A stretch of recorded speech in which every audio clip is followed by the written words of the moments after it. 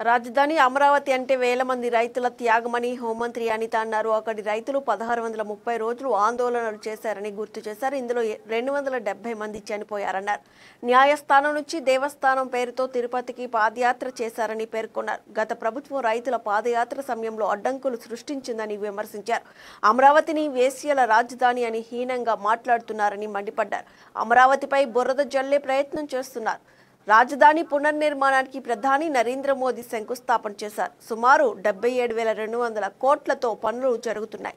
ఇప్పటికే 49,000 కోట్ల పనులకు టెండర్లు పిలిచారు. భారతిరెడ్డి గురించి తప్పుగా మాట్లాడారని మా పార్టీ సానుభూతిపరుడైన కిరణ్ను అరెస్టు చేసి మహిళల పట్ల గౌరవాన్ని చాటుకున్నాం.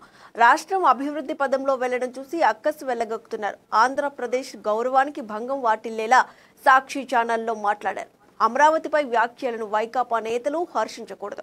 అమరావతి అంటే జగన్ కు మొదటి నుంచి అక్కసు ఉందని అనిత అన్నారు.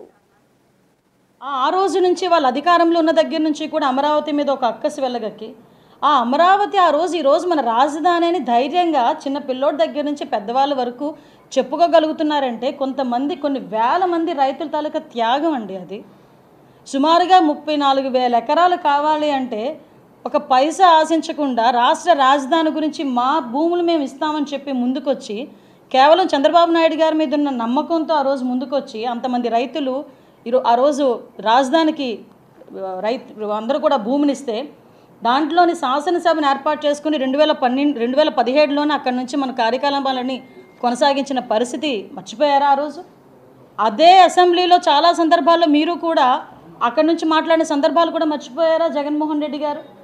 ఆ తర్వాత మీరు వచ్చిన తర్వాత కనీసం సెక్రటేరియట్ మొహాన్ని కూడా చూడకుండా కనీసం క్యాబినెట్ మీటింగ్కి ఏదో ఎప్పుడో 3 నెలలకోసారి 4 నెలలకోసారి ఒక్కసారి సెక్రటేరియట్కి వెళ్ళొచ్చి ఆ సెక్రటేరియట్ అంతా కూడా నాశనమైపోయే పరిస్థితులు కనిపించే పొజిషన్ కూడా మీరు చూశారు. అదే అమరావతి రైతులు బయటకు వచ్చి అమరావతిని రాజధానిగానే ఉంచాలని చెప్పడానికి అమరావతి మహిళా రైతులు వస్తే ఆ మహిళా రైతుల గురించి ఎంత వల్గర్గా మాట్లాడారండి.